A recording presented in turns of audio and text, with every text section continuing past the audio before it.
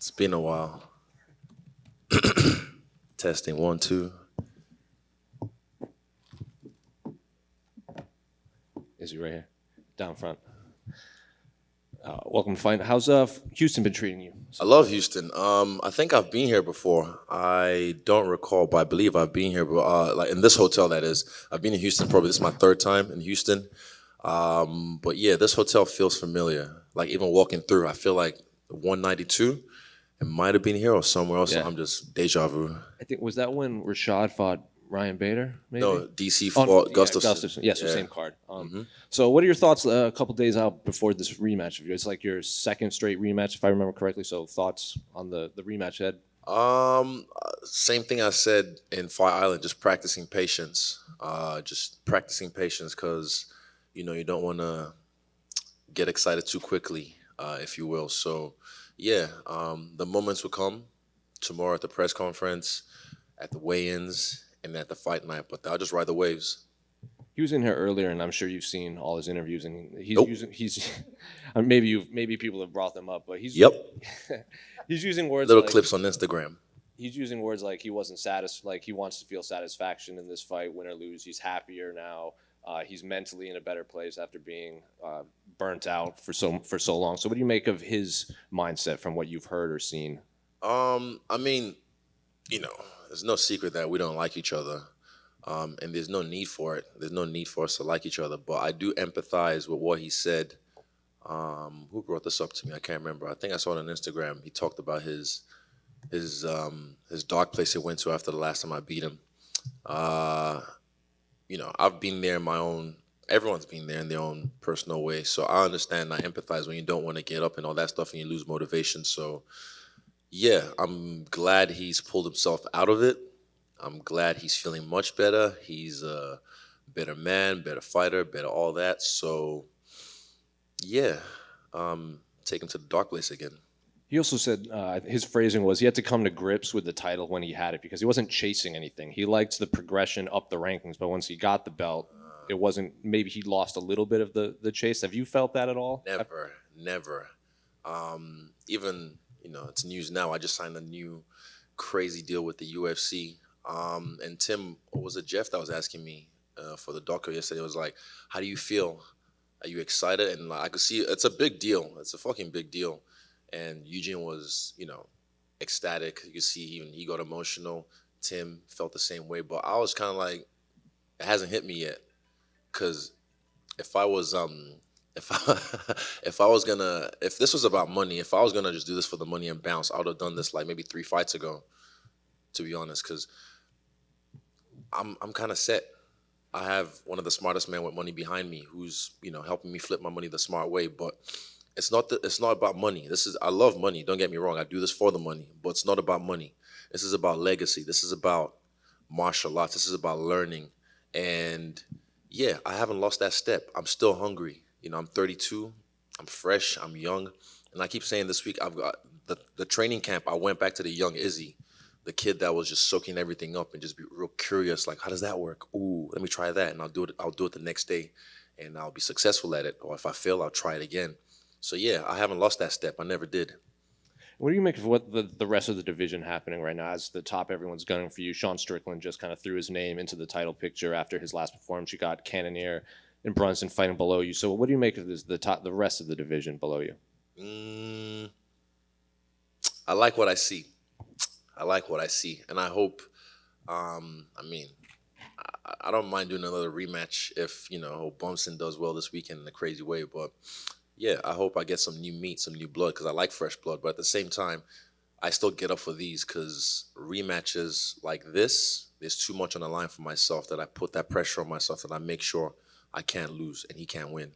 You also have a couple teammates on the card, Blood Diamond and Carlos Ulberg. I think the first time I spoke to them was before your Paulo Costa fight. They didn't even sign to the UFC, and they were kind of shadowing you and kind of taking it all in. So how had that shirt on last time? The two press conferences ago. I see. Okay, yeah, I bet. So what's it been like seeing them, their journey progress to the UFC now? Oh, it's beautiful. I mean, for Blood Diamond, it's time. And even Eugene said something in the interview. I read a headline on Twitter. He said, like, where Diamond is right now in his MMA career, compared to mine, he is further ahead, and he's right. You know, Diamond is just a guy that I can't wait to see or hear what the commentating booth says when he's expressing himself, how they trying to break it down, because he's a crazy dude. I mean, his nickname's Blood Diamond, or at the gym we call him Black Jelly for a reason. He moves in different ways. And finally, unrelated to this fight, I think in August you tweeted you were excited about the new Rick and Morty season. Did you catch up? Not yet. Is it out? Yeah, it's all on Hulu now. Oh, Hulu. We don't have Hulu in New Zealand. Sorry, we gotta wait till it's on Netflix or it's on the dark web so we can pirate that. Yo ho ho. Easy. I saw Eugene did an interview the other day where he felt like the UFC haven't really promoted you as well as they could have. But so is it nice to get this new deal that shows not about the money, but that they do value you and they do want to promote you? 100%. That's the thing. It's thing I want to know is what's my value to the company. You know, you can't undersell my value. If you are, you're kidding yourself. You know, I bring so many different looks to this company. Even without trying, I'm Nigerian. I've brought that whole nation. Me and the Three Kings, you know, the continent of Africa is on our back. I wear it on my chest. We have the Oceania region looking at us. I'm a guy who crosses over into the mainstream so easily, you know, and I have this appeal that I know I've got that it thing. So I'm glad that the UFC is starting to see that. They've already known that. They've known this since the jump. Dana knew this since the jump, but yeah, I'm just the guy who deals with my dealings with the UFC behind the scenes, and I'm glad we came to an agreement with this new deal, and I look forward to, you know, this effect trickling down to the rest of the fighters. Is there something motivating about rematches where the fighter you're facing, like Rob, for example, he's going to assume that the night he fought you was the worst performance he could give, so he can only get better? Is there something motivating to you that, well, not only do I get to fight him again, but I get to show him that actually he can not do any better against me? Exactly. But I recall, I'm going to say I'm the elephant in the room, I never forget. He said, I felt great. After the last fight, he said, I felt great. This is the best I've ever felt, blah, blah, blah, blah, blah. And I was like, oh, I'm glad he said that. I'm glad he didn't make any excuses. And from what I've heard now, it's like, I think Twist was saying, have you seen the interviews? I was like, nah. He's like, he's still a bit salty. I was like, huh, interesting. And I just left it at that. But yeah, I just, from what I've seen on Instagram, he just feels like sometimes he battles with himself with accepting it. Like sometimes he accepts it, and then sometimes he's just like, I hate to admit it, but he's right. I saw that on one of the clips on Instagram. He said, oh, I hate to admit it, but he's right. But I'm like, bro, you should have listened to me in 2019 when I called it as it was. People thought I was talking shit. But nah, I was just speaking the truth. He wasn't acting himself. He was acting out of character, and I'm glad he's accepted that now. So, yeah, that makes him dangerous to me. That makes him really dangerous. But at the same time, same, but different. Is that something that's important to a fighter, that they have to accept a loss to be able to benefit from it and grow from it, right? Yeah, look at me and Jan. After I lost that fight, I was just like, cool. Any loss I've ever had, I'm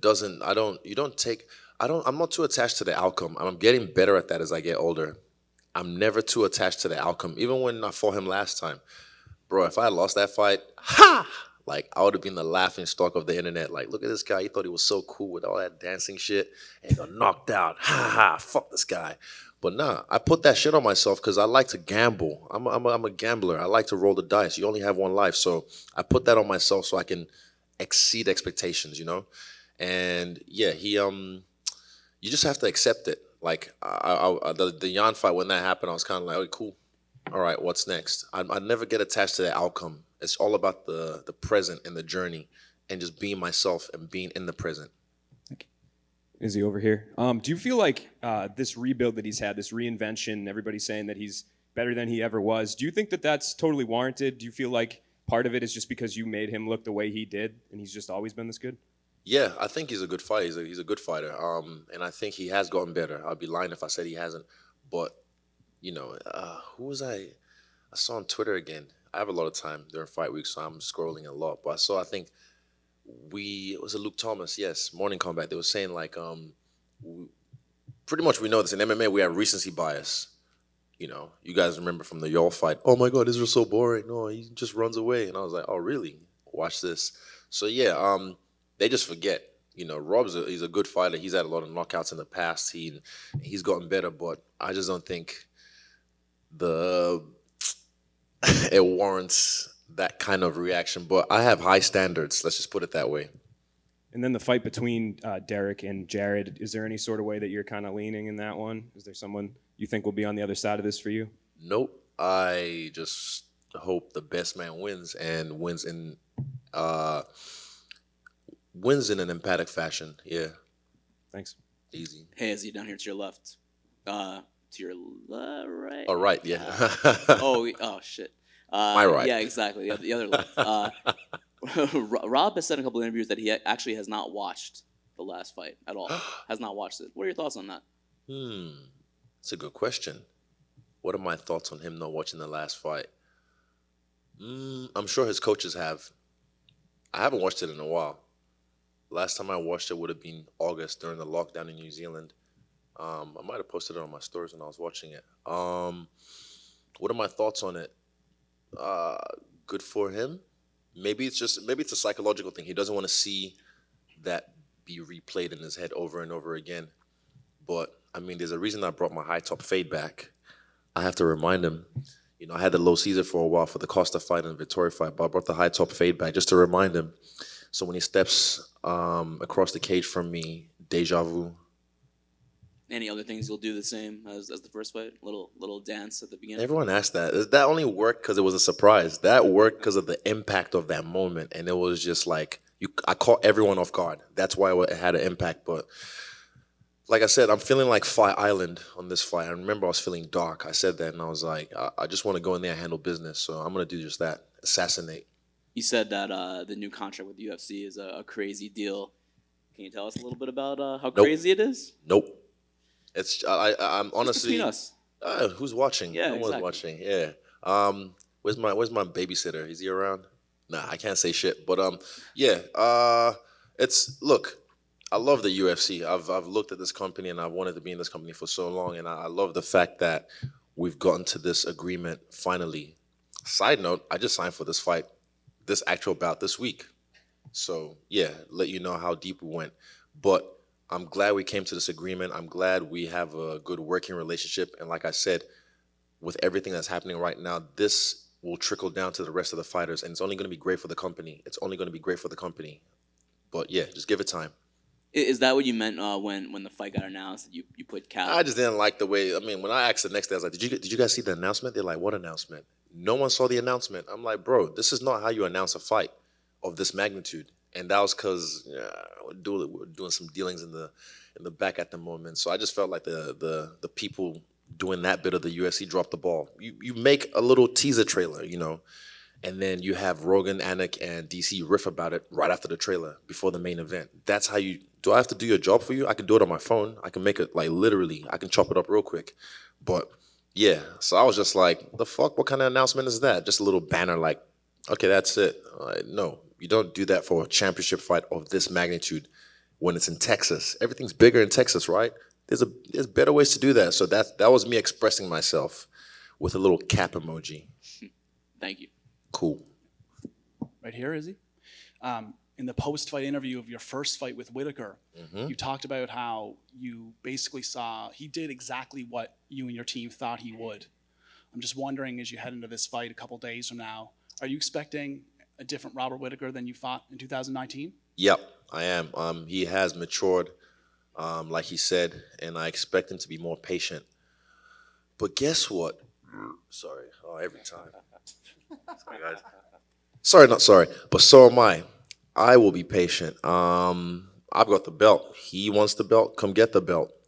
I don't have to do shit. I just have to wait for him to do work because I'm the one with the belt. But you know, this could be me just telling fibs as well. I might have my own secret plans that I want to do. But yeah, he's going to come different. He's not going to do what he did the first time because he'd be silly to do so. Like, the same shots I caught him with in the first fight, leading up to the knockout, I was already catching him with it from the first round.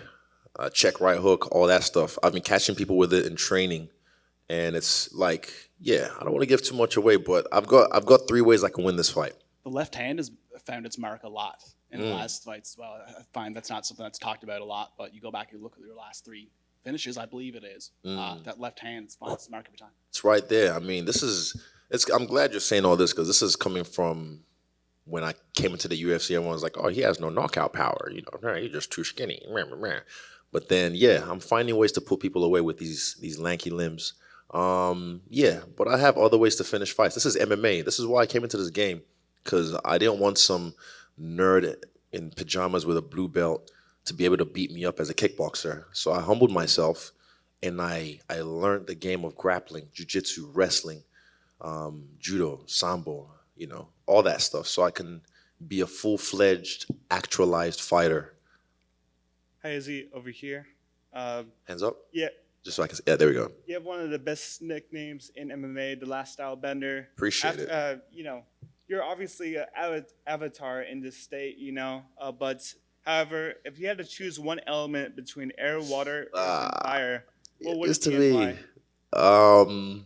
if I had to choose one, why you gotta do this to me? Probably, God, I'm the avatar. I can't. But if I had to pick one, which tribe I was from or what element, fuck. How much time do you have? Don't you have Toph tattooed? I know. I want to say Earth, but I know. Okay, I know.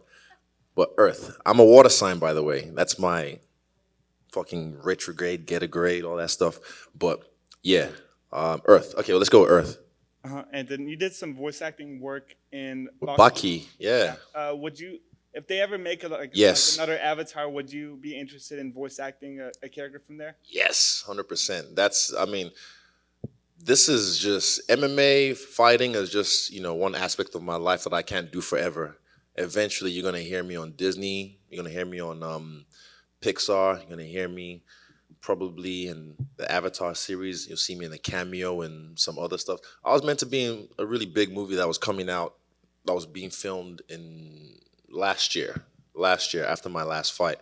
But I didn't have an O visa. You needed one of those to film, and there's all these logistics. But yeah, like I said, I cross over very well into the mainstream, very well. So after my fighting career is done, look for Freestyle Bender on YouTube to blow up crazy. And also you'll see me in video games and animations. And if they had to make a movie about you, whether it's anime or live action, which actor would you like to play as yourself? Which actor? Pete Davidson. Nice, thank you. Is he just over here, man? Yeah, what's up? Conor recently tweeted saying you're one of the last remaining high-level fighters in the roster. I was just wondering, what does that mean to you hearing that from someone like Conor? Real recognize real. He's we're on the same team when it comes to Paradigm, G Pizzle. Yeah, I think I'm second place now when it comes to highest paid fighter on the roster. And yeah, well, active right now, but Conor is a guy that I've admired from the jump when he fought Marcus Brimage, and he's a guy that he's a performer. So when he said perform, I know what he means. We know, you don't just go in there and fight, you perform. Look at the last fight with Whittaker. That was a fucking rock star concert. I gave a song and dance, the whole thing, shining. So yeah, we understand the magnitude of stepping up in the main event, not just showing off, but showing out. So yeah, I appreciate Conor, and I appreciate what he's done for the game, because whether you like him or not, he fucking raised the bar. He raised the bar for everyone, even you guys in here. The whole game is better because of him. Ronda Rousey did that as well in her time. But yeah, Conor's definitely set the bar, and I look to do the same before I'm done with this game. Lastly from me, I'm not sure if you got to see what Sean Strickland said, but I just wanted to read it. Nope. Well, can I read it and get your thoughts? Okay. If Izzy beats Whittaker, he's walked through all of the top 5. Let's get some fresh blood. I'm the one, dude. I'm the Huckleberry. Let's go. What's Huckleberry? I don't know. It sounds funny. Is that his cousin? Oh, okay. Huckleberry. Yeah, I do. I like fresh meat. I like fresh blood, and we'll see. We'll see after this weekend. I got to see what Bumpson and Cannonier do this weekend, and we'll see. I like. That's gonna make a lot of money if me and him actually get to fight. Trust, because I'm not. I'm a bit of a troll, but I keep it on the wraps. But yeah, if that happens, it happens. But we'll see after this weekend. Is there one more quick and down for you? You obviously, a lot of anime fans gravitate toward you, but Roxanne Modafferi is retiring this weekend after her 50th fight. I just want to hear your thoughts on her as a fighter and her career. Like, Roxanne is the happy warrior. She's one of those people. She's just a gem, and I've met her a few times, and she was in my locker room. I can't remember, either for New York or for the Tough 27 finale. I'm glad I met her. She's a gem. She's such a pure soul. And who doesn't like Roxanne Modafferi? If you don't, fuck you.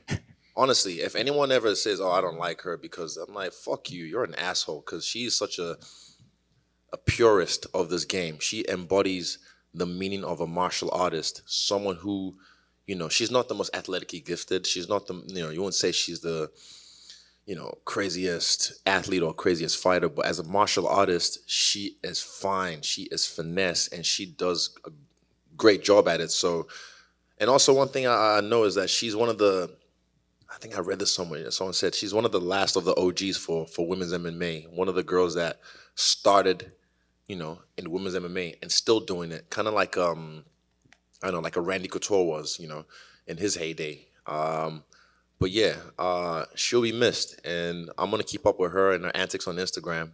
Yeah, she's fun to watch. She's an anime lover, and I just like if you see Roxanne, she's a happy warrior. So yeah, I respect her and I love what she does, and yeah, I hope she has she has a tough opponent ahead of her with King Casey, but I hope she has a good outing before her retirement. And yeah, she deserves it. She deserves to ride to the sunset and have the UFC look after her after this fight.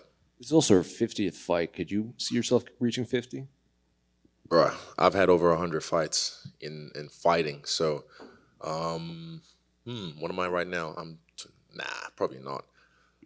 Excuse me. Probably not. I'm just, my God, I'm young. I got other things to do, man. Fighting is only part of my life, so I'm not gonna be here, being that guy trying to fight for, some money at 45 or whatever. I'm gonna be in here. I'm still fresh, have my wits about me. I'm making my goddamn money, catching bags, and I'm getting the fuck out.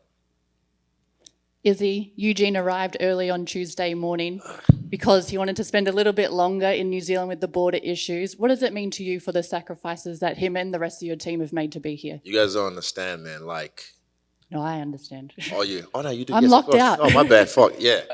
My yeah, like before, I think we've kind of opened the borders later on now. I think in March or something. I don't keep up with the whole games. The rules don't apply to me.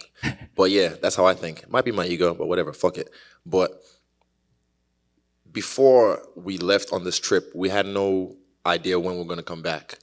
And Eugene has a newborn son. All my coaches, most of them have kids. They were prepared to leave their kids and their family behind and just be away for possibly 6 months. You never know with this whole shit. There might be a new variant. Deceptitrons. Oh, no, everyone locked out. Shut the world down. So they were prepared to do that. And like my teammate Dan said when he fought in Vegas, burn the boats because I ain't coming home. They were prepared to do that. And that, to me, speaks volumes. Speaks volumes to the character of my team, to the character of the people we have backing us because they believe in what we're doing and the work we're putting in. This is bigger than us, man. Right now we're in this as not just even New Zealand MMA, Oceania MMA, even with Rob as well, what he's done, from tough nationals to being a middleweight champion. It's amazing. It's phenomenal. And right now we're in this, so we don't really see the value of what we're doing. I do, but they don't. But one day when it's all said and done, they're going to look back and be like, wow, we did this shit. Not just me, not just Rob, all of us, the teammates, our coaches, and the sacrifices we're making right now is for the greater good and for the next generation of fighters that we have coming up because we got some killers coming up. So, yeah, we're prepared to make those sacrifices, and I'm glad I have a team who is selfless enough to make those sacrifices regardless of the implications. So, yeah, it means that I get chills thinking about it because it's hard for someone to do, man. And I know how much Eugene loves his family. I know how much that man loves his family. So, yeah, I'm blessed to have the team. We're blessed to have the team that we have. And what does it mean for you to be here as part of the Three Kings with your brothers from Aotearoa? Will you get to see some of their fights? 100%. I'm going there to watch Diamond's fight, first of the night. I'm not missing that for the world. You can't pay me to miss that. I want to see Black Jelly live. know what I'm saying? And I want to see the Blackjack do his thing as well, redeem himself, because I know what he can do. So yeah, I'll do that. Pop back home because I don't think I make it here till 9 o'clock. So yeah, I'll do that, and then come in and clock in. Hey, Izzy over here. Coach Eugene talked about how he's lost a bit of respect for the whole Dagestani group. And Really? He did in an interview, just because he feels like they've lost their way, especially after that Dan Hooker fight. Oh yeah, Makachev. What do you happened? think about that? Wait, what did he say exactly? He just feels like they're talking a lot more than before, and instead of just fighting. I don't know. You have to ask Eugene. I think I kind of know what he means. Maybe because you know how they do. They just go in there, smash, go in there, smash. But I don't know. I haven't really noticed anything. So you have to ask him. That it? Cool. Thanks, guys. That was fun. Easy.